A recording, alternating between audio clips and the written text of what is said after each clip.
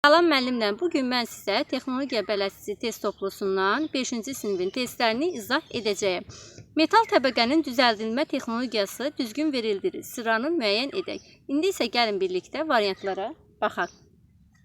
A variantımız: metal təbəqə qabarıq hissələri alt tərəfə olmaqla yerləşdirilir. Qabarıq hissələr alt tərəfə olmaqla yerləşdirilir deyirsə, bu yanlışdır. Metal təbəqə qabarıq hissələr üstə olmaqla yerləşdirilir. Bəli, bura kimi doğrudur. Qabarıq hissədən kənara tərəf deyil, bu da yanlışdır. Metal təbəqə qabarıq hissə üstə olmaqla yerləşdirilir və kənardan qabarıq hissənin mərkəzinə doğru döyəclənir. Bəli, doğru cavabımız elə budur. Nazik yumşaq məftilin düzəldilməsinə aid olmayanı seçək. Nazik yumşaq məftilin taxta cərgə ilə vurulmuş bir neçə mismarın arasından keçirməklə. Bəli, bu doğrudur. Düzəltmə lövhəsində çəkislə döyəcləməklə məhz aid olmayan bu B variantımızdır. Digər variantlara da baxış keçirək. Məngənənin arasına çıxılmış tirciklərin arasından keçirməklə, bəli, bu da doğrudur. Silindrik sağanağın çevrəsi boyu dartmaqla da nazik yumşaq məftili düzəldə bilərik. Yanlış variantımız oldu, B variantı. Qalın məftilin düzəldilmə üsullarına aid olanı seçin. Aid olanı deyir, seçək. Məngənədə sıxılmış tirciklərin arasından keçirməklə, çəkislə döyəcləməklə. Çəkislə döyəcləməklə olar, ancaq məngənədə sıxılmış tirciklərin arasından keçirmək isə nazik məftilə aiddir. Ona görə bu doğru deyil. Silindrik sağanağın çevrəsi boyu dartmaqla, bu da doğru deyil. Nazik məftilə aid olan bir hissədir. Lövhə üzərində çəkislə döyəcləməklə və yastağız kəlfəti ilə sıxmaqla qalın məftili biz düzəldə bilərik. Doğru cavabımız budur elə. Təbəqə metalın taxta və əlvan çəkiz və taxta tirciyin köməyi ilə düzəltmə lövhəsi üzərində hazırlanması necə adlanır? Deməli, bu necə adlanacaq müəllimələr? Dedik, təbəqə metalın taxta və əlvan çəkiz, taxta tirciyin köməyi ilə deyirsə, düzəltmə lövhəsi üzərində elə məhz bu düzəldilmə adlanır. Düzəldilmənin keyfiyyətini nəyin vasitəsilə yoxlayırıq? Düzəldilmənin keyfiyyətini xəttkeşin tili vasitəsilə yoxlamaq olar. Məftinin düzəldilməsi zamanı təhlükəsiz qaydalarına aid olmayanı seçin. Gözlərinizi məftilin iti uclarından qoruyun. Bəli. Barmaqlarınızı çəkiz və ya taxta tircinin zərbəsindən qoruyun. Bu da doğrudur. Yalnız əlcəksiz əllə işləyin. Elə yanlış variantımız budur. Digər variantlara da baxaq. Əllərinizi məftinin iti kənarından gözləyin. Bəli, bu da doğrudur. Yanlış variantımız oldu. C variantı. Düzəltmək üçün hansı növ çəkizlərdən istifadə edirik? Düzəltmək üçün taxta və metal çəkizlərdən istifadə edirik. D variantımız. 340-a baxaq. Nazik yumşaq təbəqələrin düzəltmə üsullarına aid olanları seçin. Nazik yumşaq təbəqələr deyirsə, metal çəkizlə döyəcləməklə, xeyr, naziyə aid deyil, qalına aiddir. Taxta çəkizlə döyəclənir və taxta tirciklə hamarlanır. Doğru variantımız B variantıdır. 341-ci testə baxaq, uyğunlaşdırmadır. Məngənə A-da olacaq qalın məftilin düzəldilmə üsulu, B isə nazik məftilin düzəldilmə üsulu. Məngənədə sıxılmış iki tirciyin arasından keçirməklə bu nazik məftilə aiddir. Nazik məftilə 1 qoyaq, 1 B-yə getdi. Yastı ağız kəlfətindən sıxmaq qalın məftilə getdi. Taxtaya cərgə ilə vurulmuş bir neçə mismarın arasından keçirməklə nazik məftilə getdi. Daha sonra düzəltmə lövhəsi üzərində çəkizlə döyəcləməklə qalın məftilə getdi. Silindrik sağanağın çevrəsi boyu dartmaqla isə bu da nazik məftilimizə aiddir. Qalın məftilimizə aid olacaq dedik 2-4. Nazik məftilin düzəldilmə üsulu isə 1-3-5 variant olacaq. D variantı.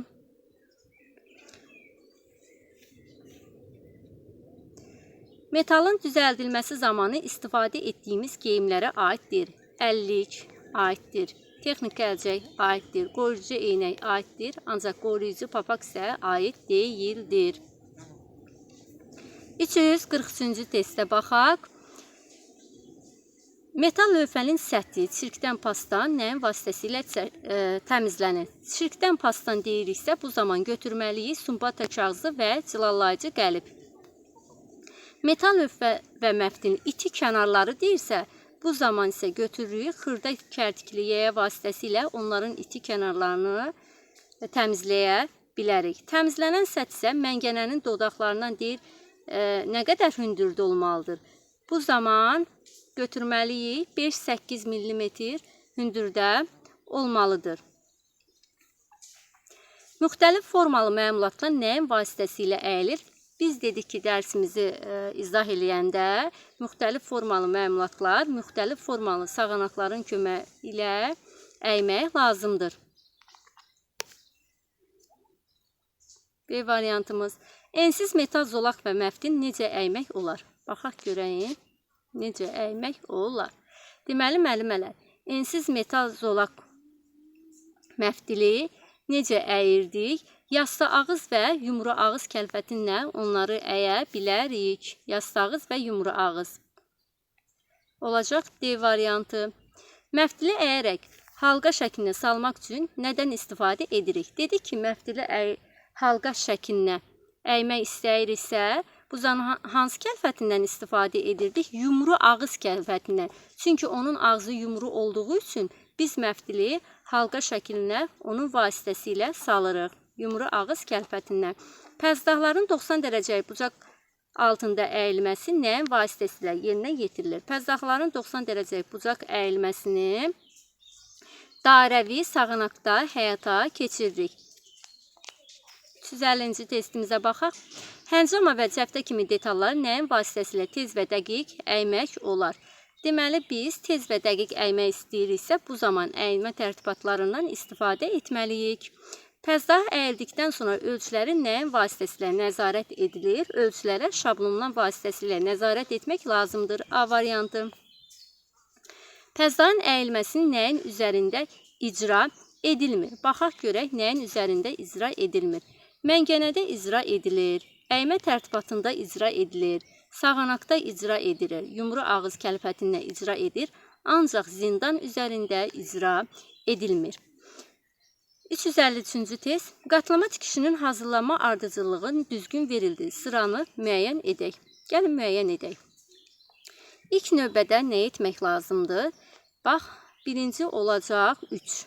3-dən başlamalıyıq. Deyir, təbəqələri 90 dərəcə bucaq altında kənarlardan 6-8 mm əyilir.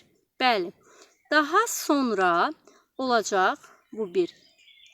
Kənarlardan 6-8 mm əyilir. Daha sonra təbəqələr çevrilir. Əyilmiş kənarlar 2-3 mm aralıq qoymaqla qatlanılır. Bəli, təbəqələrin qatlanmış kənarları bir-birinə keçirilib qıfla salınır. Sonda isə 4 gələcək. Taxta çəkislə pilləli tirciyə zərbələr vurmaqla etibarlı bərk edilir. Deməli, 3, 1, 2, 4 cavabımız olacaq. B variantı. Verilənlərin birində qatlama tikişindən istifadə edilənlərə aid deyil. Baxaq görək hansı aid deyil. Qatlama tikişindən dam örtükləri aiddir. Su ötürücü borular aiddir. Ventilyasiya qurğularında istifadə edilir, aiddir. Metal məişət avadanlığının hazırlanmasında isə pərçimlərdən istifadə edilir. Yəni qatlama tikişinə aid deyildir. Aid olmayan soruşur, bizdən də aid deyildir. Pərçim başlıqları hansı formada olur? Dedik ki, müəllimələr, pərçim başlıqları yarımgirdə, yastı, gizli və yarımgizli başlıqlı olur. İndi isə gəlin variantlardan tapaq.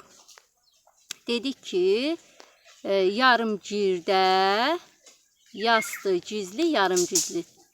C variantımız. Başlıq və mildən ibarət olan bərkici detal hansıdır? Başlıq və mildən ibarətdirsə, bu olacaq pərçim. Deşiyin diametri pərçimin diametrindən nə qədər böyük olmalıdır? Deşiyin diametri, hətta biz orada deşiyin və pərçimin diametri demişdik. Deməli, müəllimələr, deşiyin diametri, onu qeyd edim ki, deşiyin diametri deyəndə kiçik D hərfi ilə işarə edilirdi. Deşiyin diametri. Pərçimin diametri isə böyük D hərfi ilə işarə edilirdi. Bunu da yadınızda saxlayın. Dedik deşiyin diametri pərçimin diametrindən 0,1, 0,2 mm böyük olmalıdır. Pərçim birləşməsindən harada istifadə olunur? Yəni yanlışı deyir. Yəni pərçim birləşməsində istifadə olunmayanı bizdən sorumçur. Təyyarə qayırmada, bəli, gəmi qayırmada, ondan sonra körpü salmada, metal məişət avadanlığının hazırlanmasında, amma ventilyasiya qurğularında istifadə edilmir. Ventilyasiya qurğularında qatlama tikişindən istifadə edilir.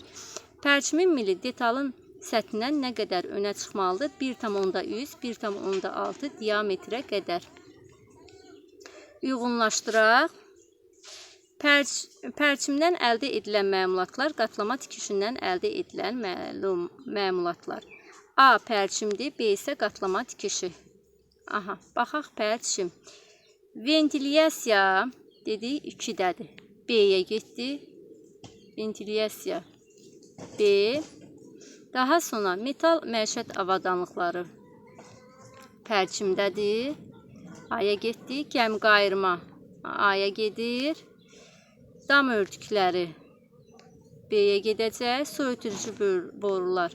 Bu da B-yə, körpü salma da A-ya. İndi gəlin uyğunlaşdıraq. 1, 2, 6. Baxaq görək, elə variantımız var. A. Dedi ki, müəllimələr, bir dənə yenidən baxış keçirək.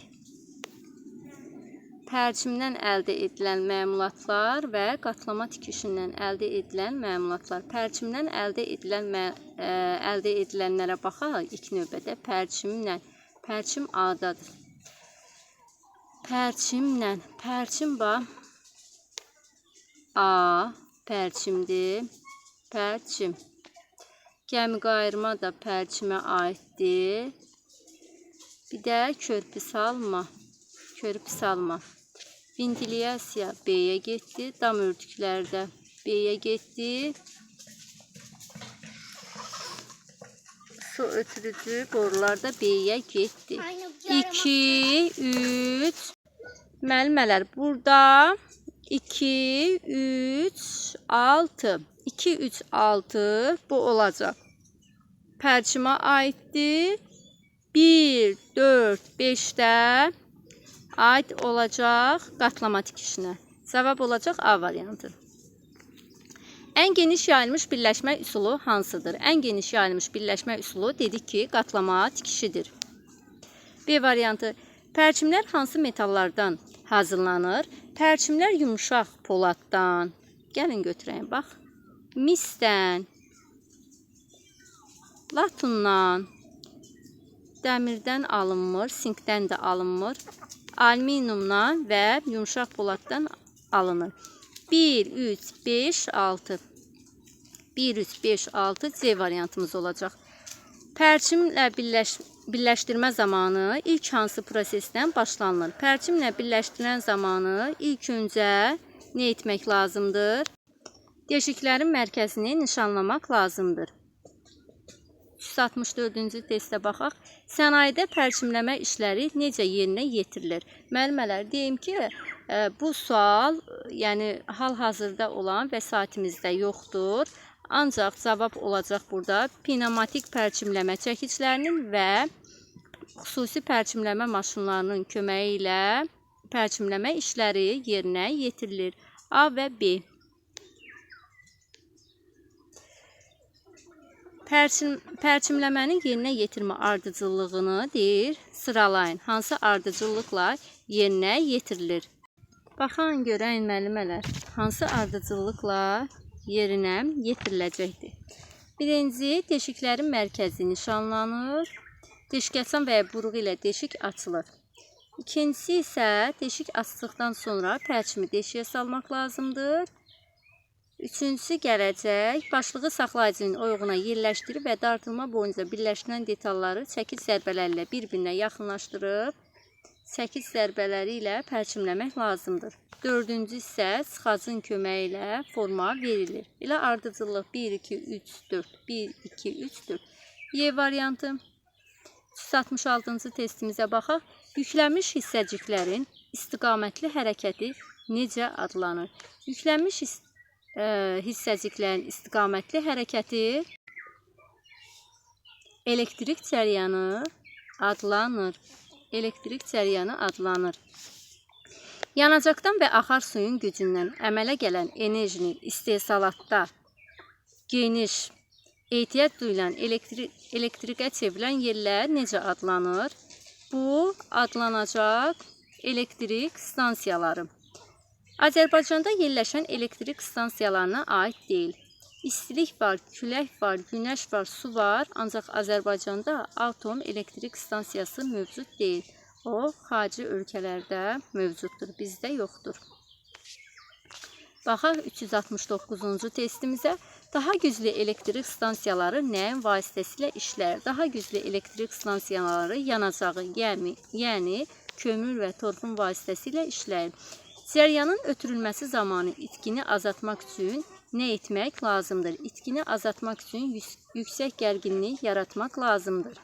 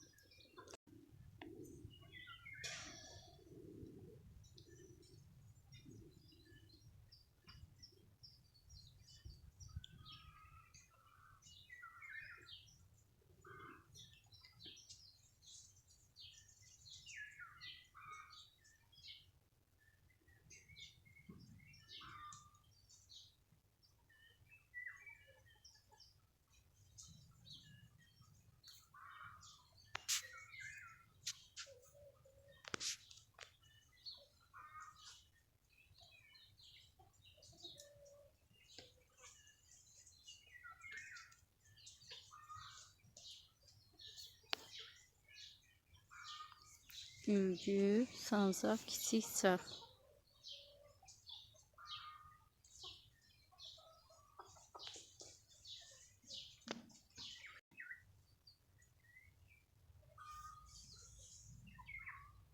Ülgü, sancaq, kiçik çarx.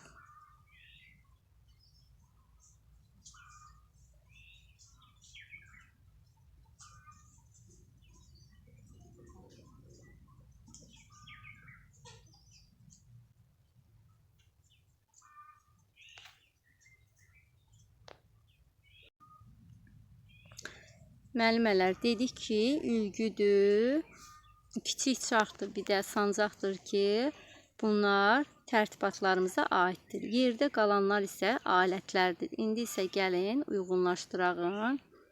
İynə, üskük, 2, daha sonra santimetrli lent, 5, 7, bir də 8. 1, 2, 5, 7, 8 cavabımız olacaq D variantı.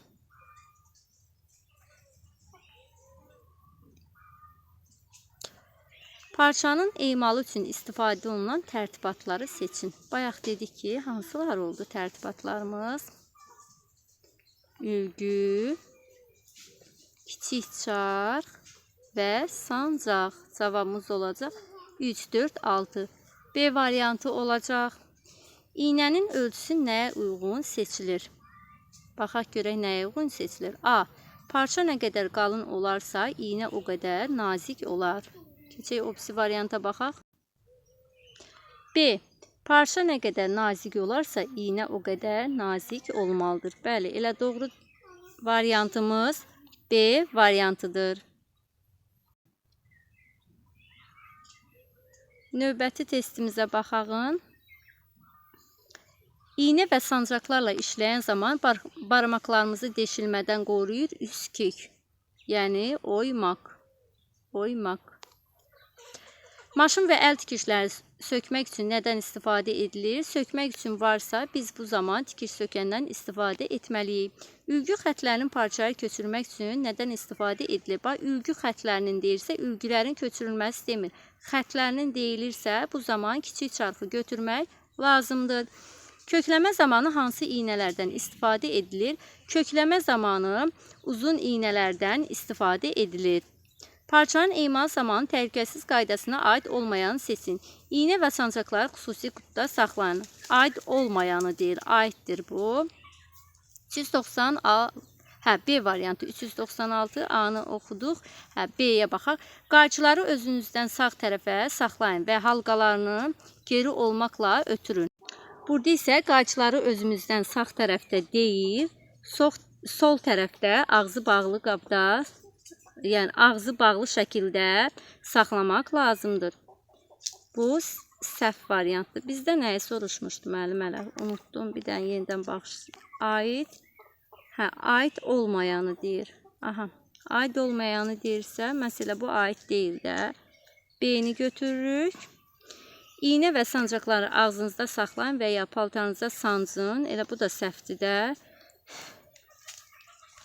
İşi bitirdikdən sonra iynə və sancaqları sayın, qayçını iş masasına qoyun. Bu da doğrudur. Cavabımız, səhv variantımız B, C, Y variantı oldu.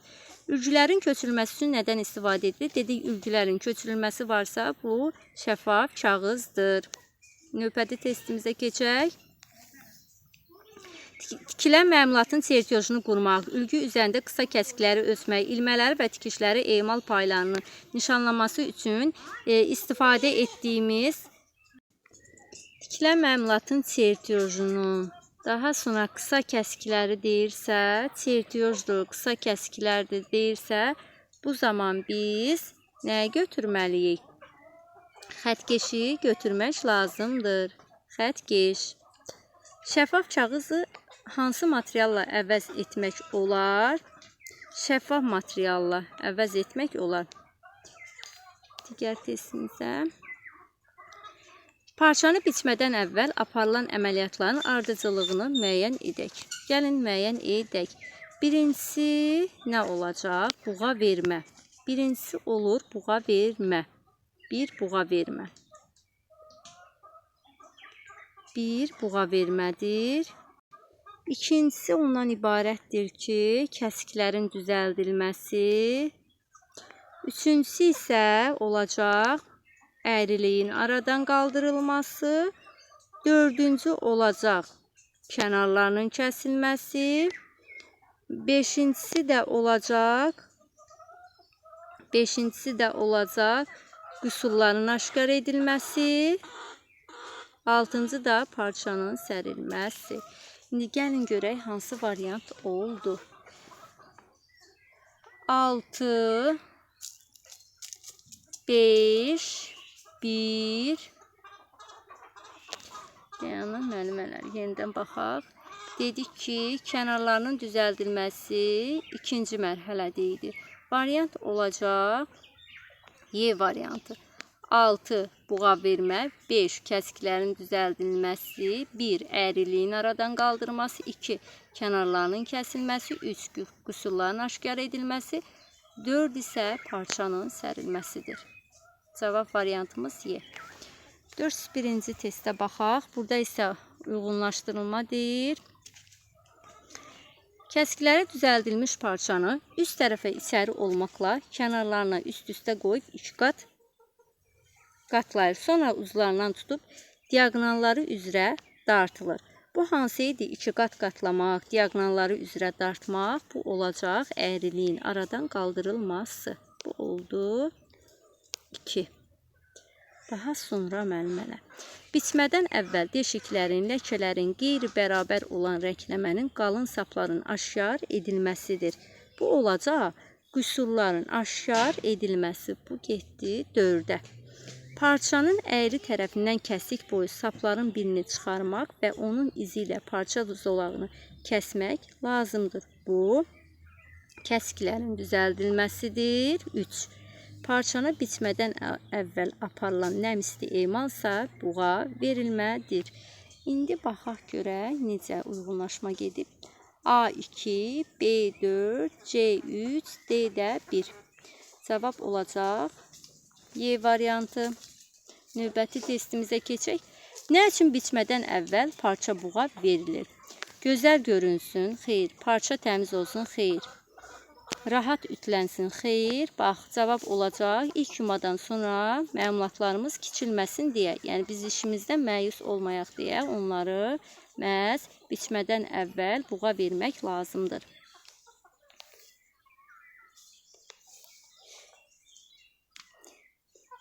Nə üçün ülgü parçaya yerləşdirdikdə parçanın uzunu boy deyir. Parçanın uzunu boy sapın istiqaməti ilə ülgüdə olan oxların istiqaməti üst-üstə düşməlidir.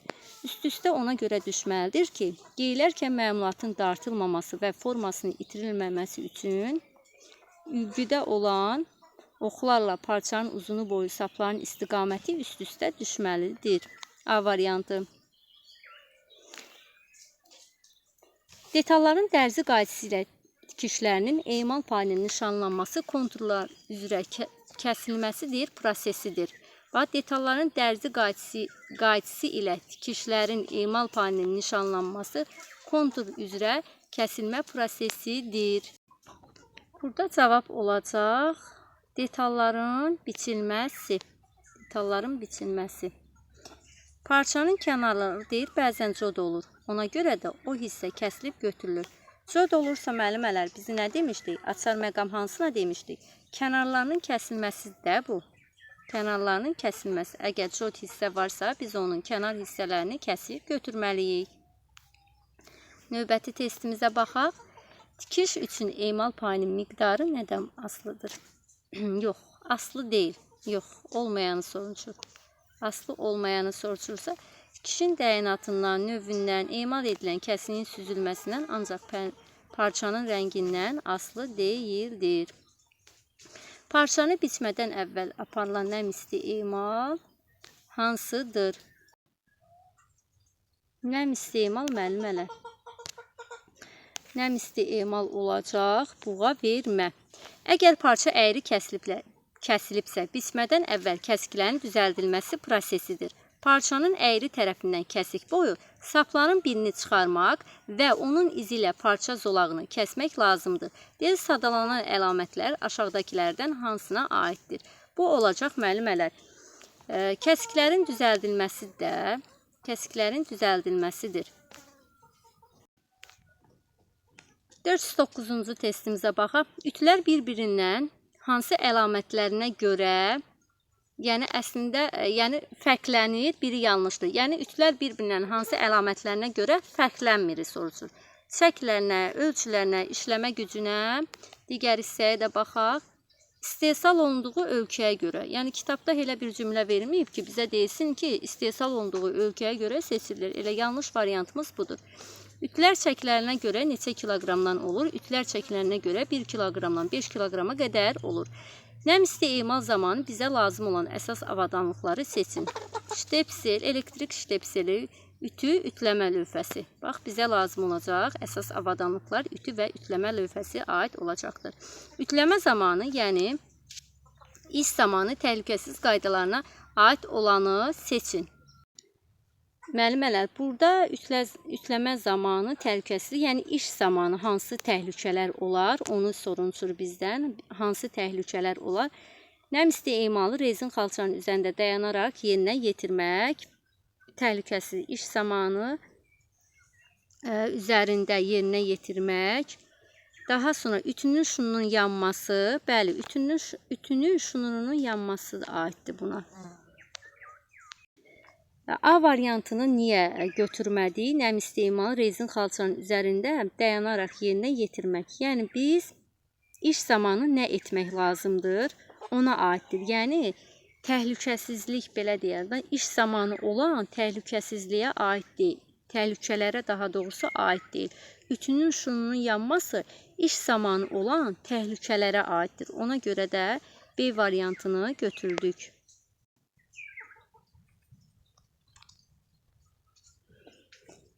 413-cü testimizə baxaq. Nəmsli emal neçə cür olur? Biz dedik ki, nəmsli emal 2 cür olur. Aralıq və yekun. İpək parçalar üçün ütünün qızma temperaturu nə qədərdir? İpək parçalar üçün ütünün qızma temperaturu 110 Cl dərəcədə. Baxan görən variant hansıdır? 110. Yun parçalar üçün 150 Cl-yə qədər yundir. Uyğunlaşma soruşur. Pambıq parçalar dedik ki 180-200 bir qoyaq. İpək parçalar bura 2 qoyaq. 110 Cl-yə qədər. Yun parça isə 150 Cl-yə qədər. 1A, 2B, 1A, 2B, 3də C. A variantımız olacaq. Nəm isti emal zamanı məmulatdan gözlərə qədər olan məsafə nə qədər olmalıdır? 30-35 sm olmalıdır. Tutqaç üçün ən yaxşı ölçü 22-nin 22 sm-dir. Detalların və məmulatın detalların və ya məmulatın nəm, isti və ya təzyiqlə emalıdır. Nəm isti və təzyiqlə emaldır. Elə nəm isti emaldır da bu. Nəm isti emal. C variantı. 420-yə baxaq.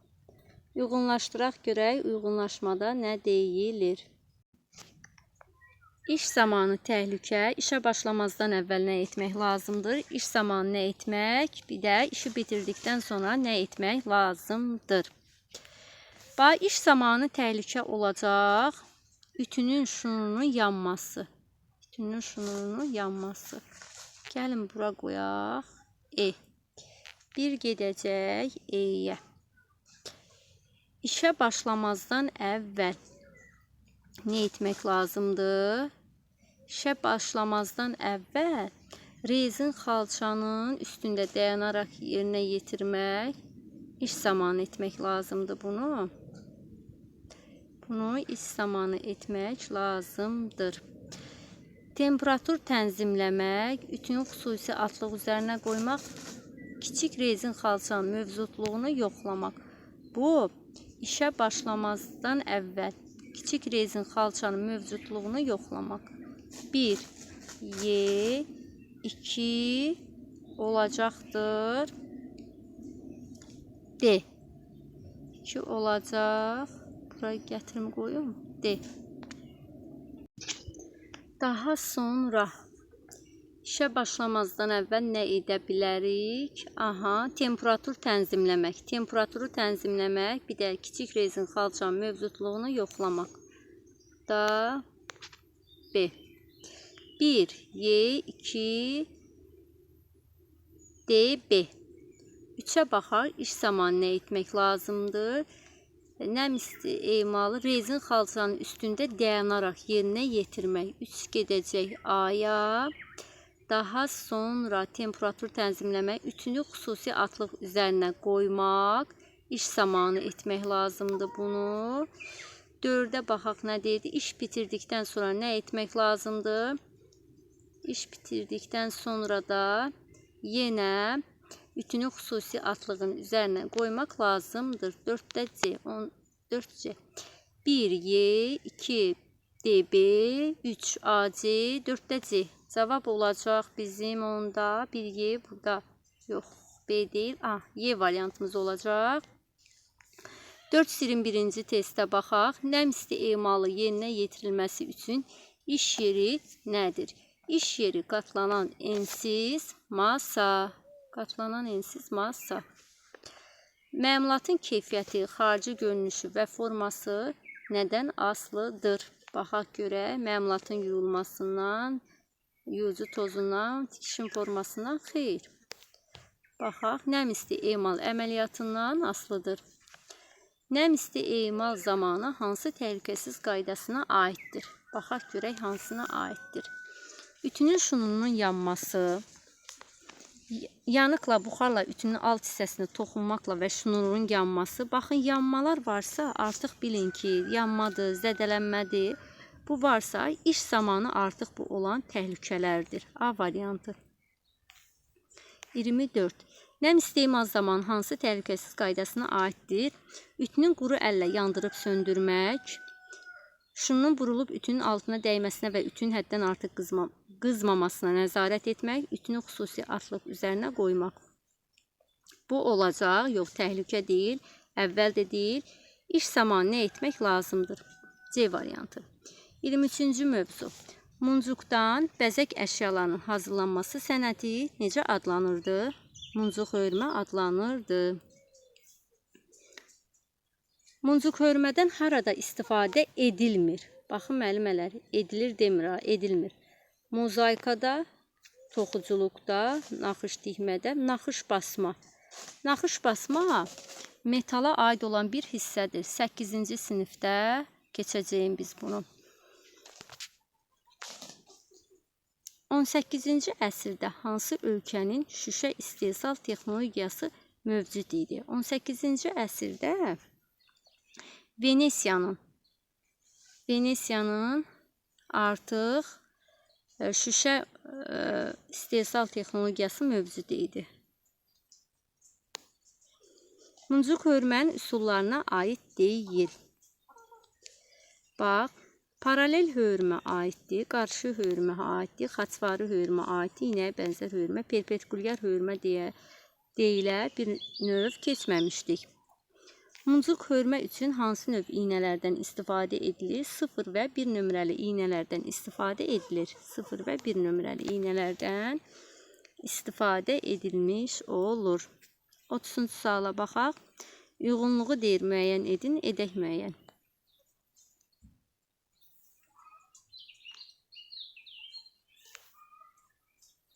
Bax, müəllimələr. İki əllə tutulan sapın ortasına, dedik iki əllə tutulan sapın ortasına bir muncuq dənəsi keçirilir və növbəti muncuq sapın, məsələn, sağ ucuna, sol ucuna ki, iki əllə tutulan sap hansına demişdik? Qarşıya hörmə, bura yazaq 1. Bu hörmə üsulu 2 iplə hörmə də adlanır. 2 iplə hörmə hansına deyirdik? Xaçvarı hörməyə deyirdik də. B. 2 sapla, daha doğrusu bir sapın və ya bir məftilin ucu ilə 2 sapla, 2 ucu ilə vardısa bunu hansına götürürdük? Paralel hörməyə. Deməli, bir xaçvari.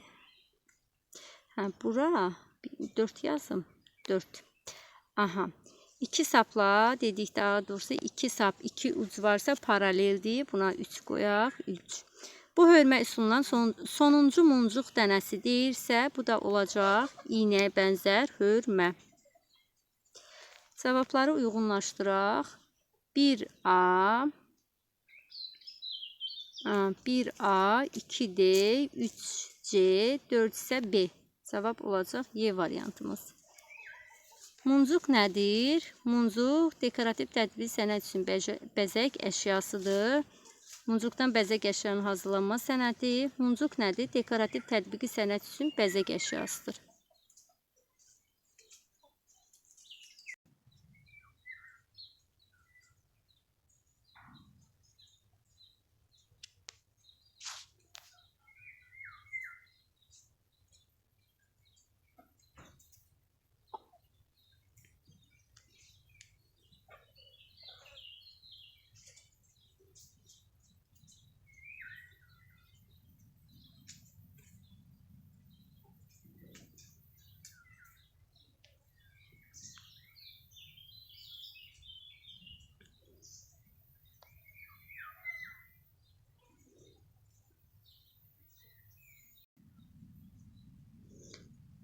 Venesiya olmuştur müəllimələr. Venesiya.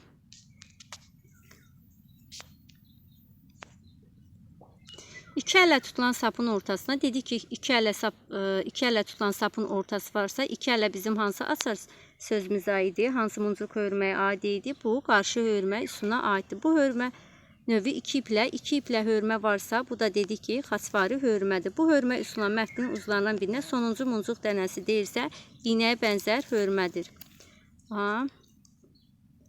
İynəyə bənzər hörmə. Lazımı miqdarda muncuq məftil üzərinə düzülür. Bundan sonra muncuqların ilgəkdə təsbih edilməsi üçün məftil lazım olduğundan vurulur. İlgəkdə vurulma varsa, bu da ilgəklərlə hörmədir. 438. İki sapla, yəni bir sapın və məftilin iki ucu ilə. İki sap, iki uc varsa bu hansı idi? Bu isə paralel hörmədir. 18-ci əsrdən sonra muncuq istehsalında qabaqcıl ölkə hara olmuşdur? Deməli bu Şimali Çexiya, yəni Bohemiya olmuşdur.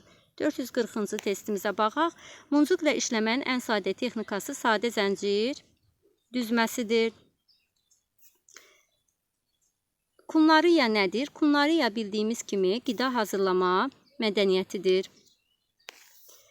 Mətbəxdə istifadə edilən qab-qacaqlara aid deyil. Mətbəxdə istifadə edilən tava, aşüzən, süzgən, plasmas konteyninə, qarışdırıcı tərəzi, burğu, dəsmal, qaşıq, dəsdir. Burğu deməli oduncaq və metalda istifadə edilir. Yəni hər hansı bir detalın belə deyim deşik açılmasında məhz biz burğudan istifadə edirik.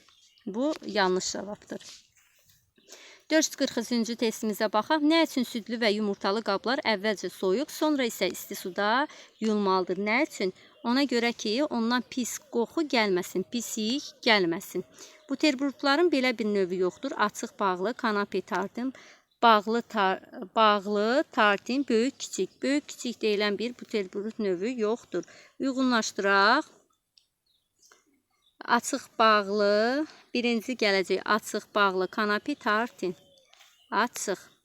Qızardılmış çörəkdən hazırlanan üzərinə ərzaqlar isti halda düzülür. İsti halda düzülürsə, bu olacaq tartinlər. Tartinlər, isti halda. Tartin, 4A. 4A. Qalınlığı 1,1 santimda, qalınlığı 1,5 santim qalınlıqda çörək dilimi götürülür, üzərinə ərzaqlar düzülür.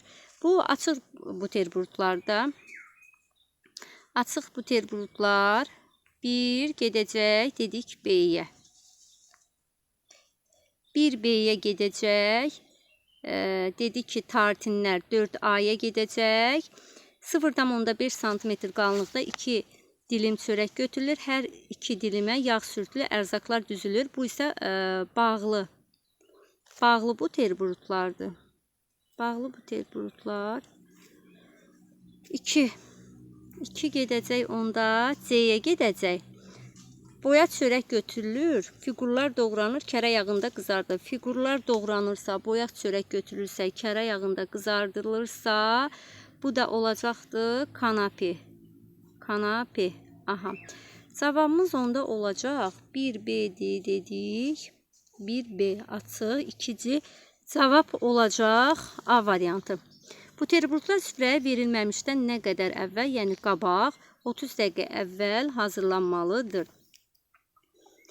0,1 santim qalınlıqda boyaq çörək götürülür, kərə yağında qızardılır və üzərinə ərzaqlar düzülür. Dedik ki, boyaq çörəkdir, kərə yağıdır, hətta 0,5-1 santimetr qalınlıqda çörək dilimi götürürüksə, bu olacaq kanape. Kanape. Buterbrotlar hansı növ çörəkdən hazırlanır? Buterbrotlar buğda və çovdar çörəyindən hazırlanır. Çovdar çörəyindən hazırlanır. 249-cu testimizə baxaq. Çay ilk dəfə harada istifadə olunmuşdur? Çay ilk dəfə Çində istifadə olunmuşdur. Çində. Qədim Çinlər çayı hansı məqsədlə istifadə edirdilər? Mədə pozğunluğu və sinir sisteminin sakitləşməsi üçün məhz çaydan istifadə edirdilər. İlk dəfə Avropaya çayı kimlər gətirmişdir? İlk dəfə Avropaya çayı 17-ci əsrdə Holland tacirləri gətirmişdir. 52-ci testim. Baxaq, qəhvənin vətəni haradır? Qəhvənin vətəni Afrikadır. Qəhvədən belə deyərdim, kakaonu əgər harda olmasını səhv salırsa, belə deyim. Qəhvə Amerika. Yəni Amerikalılar bildiyimiz kimi qəhvə rəngində olurlar. Ona görə də elə bu qaydada yadda saxlamaq lazımdır ki, Afrika ilk ağlınıza, yəni qəhvə deyəndə yadınıza ilk gəlsin ki, yəni Afrikalılar necə rəngdə olurlar? Qəhvə rəngdə olurlar, tünd qəhvəyə rəngdə olurlar. Bu qaydada, yəni yadınıza salaraq cavabı tapa bilərsiniz. Kakao Cənubi Amerikadan Avropaya isə səyahətçi Kristofer Kolumb tərəfindən 1502-ci ildə gətirilmişdir. 54-cü testimizə baxaq. Deyir, bu buterbrot növü 0,5 santim qalınlığında boyaq çörəkdən hazırlanır. Fiqurlu doğranan çörək kərə yağında qızardılır və üzərinə ərzaqlar düzülür. Dedik də bu kanapedir. fiqurlar şəklində, kərə yağında qızardılırsa, bu kanapedir. Bir növ ərzaqdan hazırlanan buterbrotlar sadə. Bu buterbrotların hazırlanmasında 0,1 santim qalınlığında çörək dilimi götürülür. Hər iki dilimə yağ sürtülür, birinin üzərinə kərə yağı çəkilir, ərzaqlar düzülür, digər çörək dilimi onun üzərinə qoyulur. 2 dənə çörək dilimindən söhbət gedir də, həm də ki 0,1 santim. Deməli, bu bağlı buterbrotlar olacaqdır. Çayın keyfiyyəti nədən asılıdır? Becərildiyi torpaqdan, çayın növündən, ərazinin iqlimindən, o cümlədən də yığılmasından asılıdır. Yəni, hamısı doğrudur. Deyir, kalorili içkidir, yorğunluğu və stresi aradan götürür. Bax, kalorili içkidir, yorğunluq, kaka, nə demişdim, açar məqam, kaka, yəni bu isə olacaq, kakao. Qəhvə neçə dəqiqə dəm alır? Qəhvə dedik ki, 3-5 dəqiqəyə dəm almış olur. İçkilərin dəmləmə vaxtlarını təyin edək də. Çay dedik ki, neçə dəqiqə dəm alacaq? Çay 10-15 dəqiqə dəm alacaq, qəhvə 3-5 dəqiqə dəm alacaq, kakao isə qaynama həddinə qədər, yəni qaynama həddinə çatana qədər qaynatmaq lazımdır. Bu da C. Belə getəcək də. A, 1B, hansı variant olacaq? 1B, 2A, baxaq, 1B, 2A, üstə C. Elə A variantımız olacaq. Açıq buterbrotlar temperaturuna görə neçə cür olur? Açıq buterbrotlar temperaturuna görə isə 2 cür olur. İsti və soyuq olur. Baxaq görək. İsti, soyuq. C variantı. 462-ci testə baxağım. Bu növ buterbrotlar da qızardılmış çörəkdən hazırlanır. Çörəyin üzərinə ət, balıq və başqa ərzaqlar isti halda qoyulur. İsti halda qoyulursa bu olacaq tartinlər. Hansı ərzaqlar tez alovlandığı üçün onların qızdırıcı cihazlardan qorumalıyıq. Yağ, bir də baxaq görək, şəkər. Yağdan şəkər, Y variantı. Kəsri alətlərini əlimizdə necə tutmalıyıq? Tiyəsi yuxarı, xeyr, tiyəsi aşağı tutmalıyıq. Yanlış variantı seçin. Seçək də yanlış variant hansıdır? Xörək hazırlayarkən otağın havasını tez-tez dəyişin. Bəli, dəyişməliyik, borcumuzdur.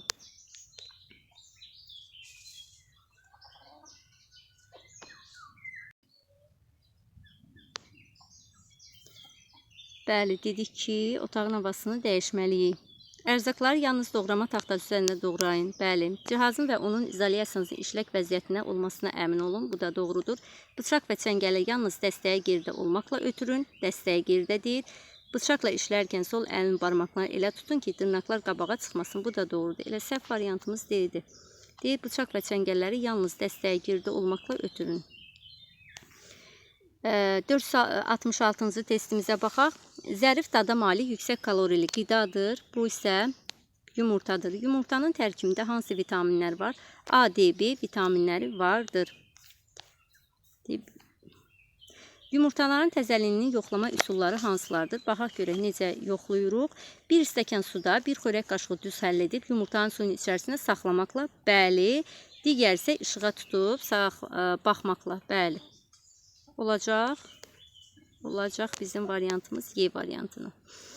Qaynadılmış yumurtaların bişmə növünə görə neçə yerə bölünür? 3 yerə bölünür da. İlıq, yarı ilıq, yarı bərk, bir də bərk. Elə bu variantdır. A variantı. 470-ci testə baxaq. İlıq yumurta neçə dəqiqəyə bişir? İlıq yumurta dedik ki, 3 dəqiqəyə bişir də. Yarı ilıq, yarı bərk yumurta isə 4-5 dəqiqə, bərk yumurta isə 8-10 dəqiqəyə bişirilir. 8-10 dəqiqəyə bişirilir. Yumurtalar neçə qrupa bölünür? Yumurtalar dedik ki, 2 qrupa bölünür. Hansıdır? Pəhriz və mətbəx yumurtalar. Pəhriz yumurtaların saxlama müddəti 5 gün, mətbəx yumurtaların saxlama müddəti isə neçə gündür? 30 gündür. Bax, 30 gündür. Keçək növbəti testimizə. İnsanlar ən çox hansı heyvan quşunun yumurtasından istifadə edirlər və nə üçün? Əlbəttə ki, insanlar ən çox toyuq yumurtasının toyuq yumurtasından istifadə edirlər. Çünki su quşlarının yumurtası mikroorqanizmlər yoluxmağa daha meyillidir. Ona görə də məhz toyuq yumurtasından istifadə edirlər. 477-ci testimizə baxaq. Deyir, əgər yumurtanın tərkibində müxtəlif ərzaqlar töküb bişirsək, bu necə ömlet adlanacaq? Yəni, biz bura müxtəlif ərzaqları tökürüksə, yəni bu ərzaqları bir-birinə qarışdırırıq da, qarışıq ömlet adlanacaq. Daha sonra, qayğanaq hazırlamaq üçün adam başına nə qədər ərzaq götürmək lazımdır? Adam başına 2 yumurta, 10 qram kərə yağı, zövqə görə isə duz götürmək lazımdır. Keçək növbəti testimizə. Bişirilməmişdən öncə yumurtaları hansı məhlulda yumaq lazımdır? Bişirilməmişdən öncə yumurtaları dedik ki, soda məhlulunda yumaq lazımdır. Baxaq görək variantlardan hansı olacaq? 1 litr suya xörək qaşığı duz, xeyr, duz deyil. Xörək qaşığı sirkə, bu da deyil. 1 litr suya 2 xörək qaşığı soda əlavə etmək lazımdır. Bəli, elə doğru cavabımız budur. 1 stəkan suda 1 xörək qaşığı xörək duzunu həll edir və yumurtanın suyun içərisinə salıb. Bu zaman nə baş verəcək? Bu zaman nə baş verəcək? Təzə yumurta, uzun müddətli saxlanmış yumurta, yararsız yumurta. Təzə yumurta duzlu məhlulun içində üzür. Duzlu məhlulun içində üzən uzun müddət saxlanılan bu. Uzun müddət saxlanılan. 2 bu. 2'dir bu. Suyun üzünə çıxır, yararsız yumurtadır. Yararsızdır bu. Suyun dibinə düşür təzə yumurta. Necə gedəcək indi? 1, 3, 1, 3, 2. Deməli, 1, 3'ə gedəcək. 1, 3'ə gedəcək. 2, 1'ə gedəcək. 3 də 2'yə gedəcək. Cavab olacaq D variantı. Yumurtanı ışığa tutub baxdıqda o keyfiyyətli sayılır. Variantlara baxaq. Sarısı aydın, ağı çətinliklə görünürsə, xeyr, bu deyil. Daxili qaranlıq görünürsə, keyfiyyətsizdir bu da. Ağı aydın, sarısı isə çətinliklə görünürsə, deməli o keyfiyyətlidir. 482-ci testə baxaq. İçliyi ömletin üzərinə qoyub qutab şəklində qatlasaq, bu cür ömlet necə adlanar? Biz dedik ki, içliyidir, daha sonra içlik, qutab şəklində qatlama varsa, bu hansının açar məqamı idi ömletin? Bu, dedik ki, ömletlər necə olur? Qarışıq və içi doldurulmuş. Yəni, içi doldurulmuş ömlet olacaq cavabımız Y variantı.